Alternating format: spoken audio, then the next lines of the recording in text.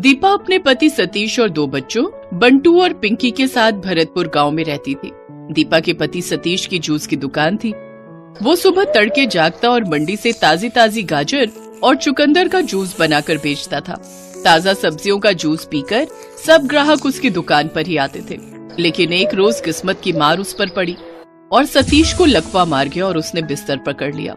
अब उसकी पत्नी दीपा जूस की दुकान संभालने लगी, जबकि उसकी 12 साल की बेटी पिंकी घर संभालती। दीपा बहुत ही आलसी थी। कुछ दिन तो वो सुबह जल्दी उठती रही, लेकिन फिर आलस के मारे उसने देर से उठना शुरू कर दिया, जिस कारण मंडी में जाने में उसे देर हो जाती, जिससे उसे बासी गाजर चुकंदर ही हाथ लगती। भाई ये कैसी गाजर है, देखो कैसी हो रही है।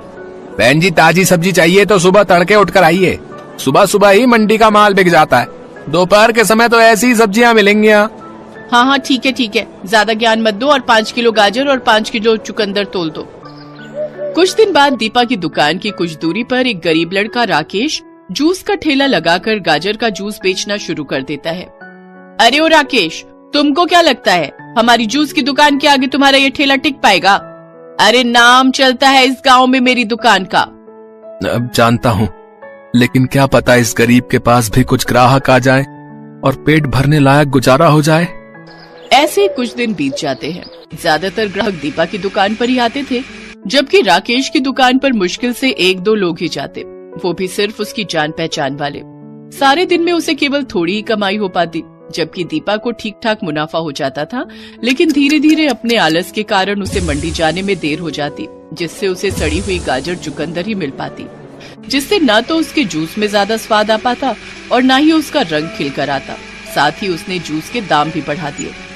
क्या दीपा बहन है, ये कैसा जूस बनाया है भाई?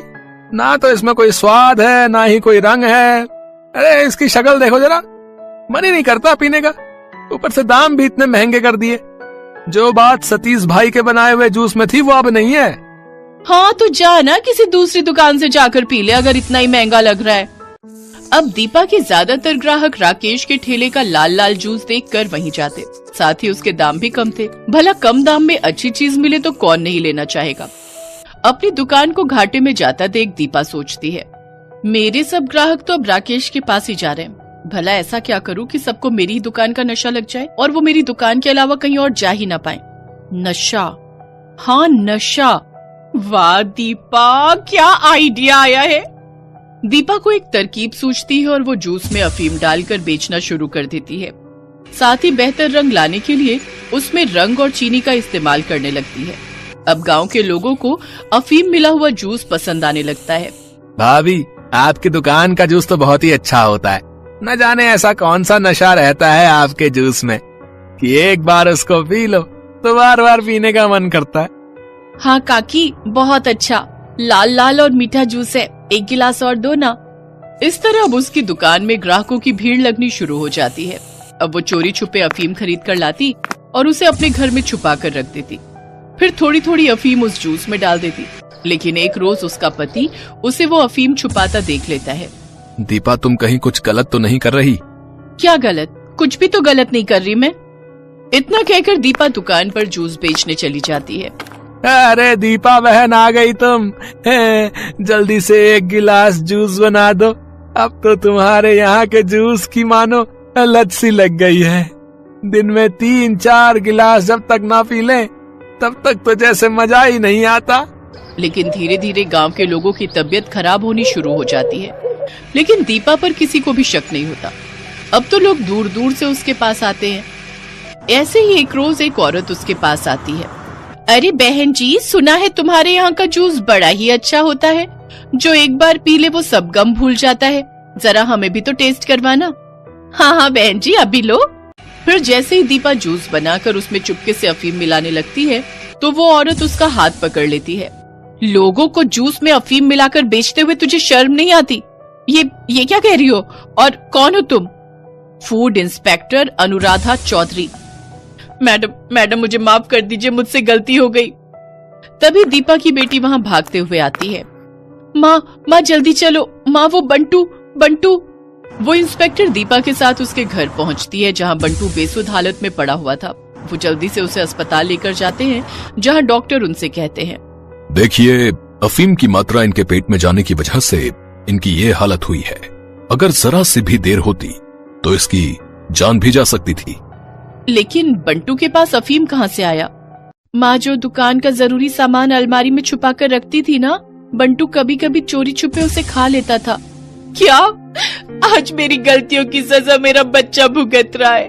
अपने लालच के कारण मैं जिस अफीम को चोरी छुपे लोगों को दे रही थी, वही अफीम मेरा बच्चा खा रहा था। मुझे माफ कर दो, मुझसे बहुत बड़ी गलती हो गई। दीपा को अपनी गलती का एहसास हो जाता है। दीपा के घर पर छोटे बच्चों और अपाहिज पति को देख इंस्पेक्टर अनुराधा उसे वार्निंग देकर छोड़ देती है। बंटू भी अब ठीक हो जाता है। अब दीपा सुधर जाती है और अब वो सुबह जल्दी उठकर मंडी से ताजे ताजे गाजर और चुकंदर लाकर उसका जूस पूरी ईमानदारी के साथ बेचने लगती है, जिससे उसे अच्छी आमदनी होने लगती है। फिर वो उन पैसों से अपने पति का इलाज करवाती है। कुछ समय बाद सतीश पूरी तरह ठीक हो जाता है। अब वो दोनों मिलकर जूस की दुकान संभालते, साथ ही दीपा अपना घर, अपने बच्चों पर भी ध्यान देती।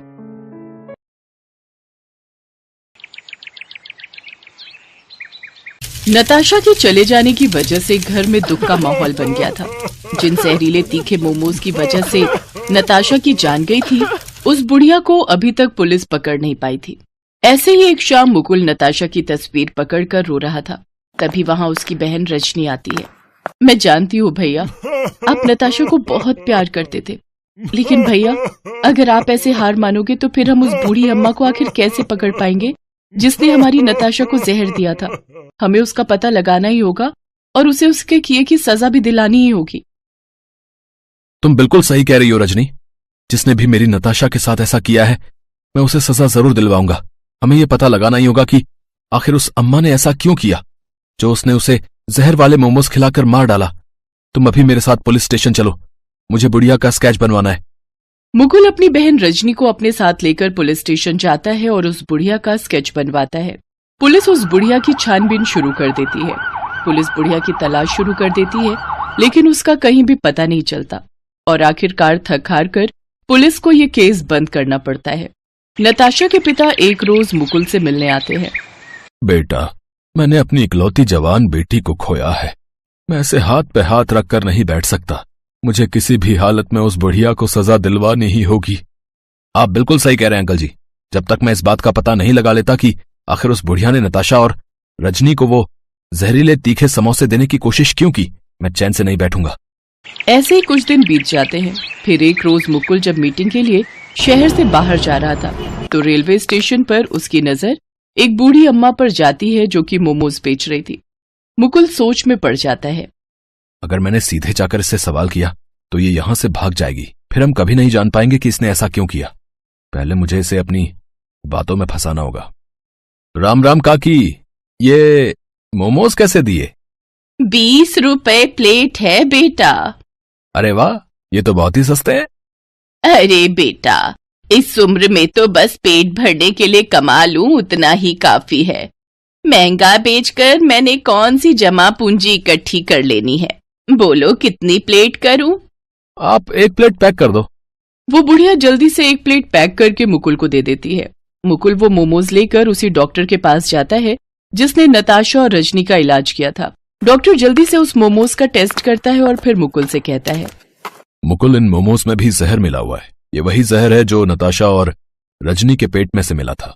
रजनी की जान तो मैंने जैसे तैसे बचा ली थी, लेकिन नताशा के पेट में ज्यादा मात्रा में जहर जाने की वजह से उसकी जान चली गई।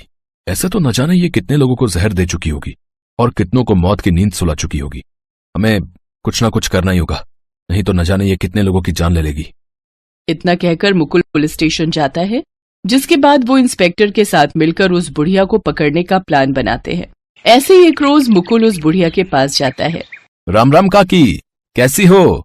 आपके ये तीखे मोमोज तो मेरे सभी दोस्तों को बहुत पसंद आए, और मेरी बहन, उसका तो पूछो ही मत, वो तो आपकी फैन ही हो गई। आप ऐसा करो, आज 5 प्लेट पैक कर दो। तुम जैसे लोगों की वजह से ही तो मुझ गरीब का पेट भर पाता है। मैं अभी 5 प्लेट पैक कर देती हूँ, लेकिन बेटा तुम अपने आस पड़ोस के बच्चों को भी कहना कि मुझसे ही आकर मोमोज खरीदा करे, उन्हें अच्छा स्वाद मिलता रहेगा। वैसे आपके मोमोज में तो कुछ अलग ही स्वाद आता है। इसमें कोई मीठा जहर मिलाती हो क्या? क्या कह रहे हो बेटा? भला मैं क्यों मीठा जहर मिलाऊंगी? मेरे कहने का मतलब है कि प्यार वाला जहर मिलाती हो क्या इसमें? तभी तो आपके मोमोज जो खाता है वो बार बार यहां जरूर आता है। ये लो बेटा, ये तुम्हारे तीखे मोमोज तैयार हो गए। अब तुम यहाँ आते रहना। ऐसे ही वक्त गुजरता जाता है। धीरे धीरे मुकुल ऐसे ही उस बुढ़िया का भरोसा जीत लेता है। फिर एक रोज वो उस बुढ़िया से कहता है, अम्मा तुम्हारे मोमोज की रेसिपी मुझे भी बताओ ना, ताकि मैं भी ऐसे मोमोज बना सकूं। ऐसा करो, आप मेरे साथ मेरे घर चलो और मुझे भी ये बनाना सिखाओ। नहीं नहीं बेटा, मैं तुम्हारे साथ नहीं चल सकती। तुम्हारा भी परिवार है, वो सब क्या सोचेंगे? किस बूढ़ी मुसीबत को ले आया। काकी मैंने सबसे बात कर ली है, किसी को भी कोई आपत्ति नहीं है। इसके बाद मुकुल उसे अपने घर लेकर जाता है, जहां पहले से पुलिस, डॉक्टर, नताशा के पिता और रजनी मौजूद होते हैं।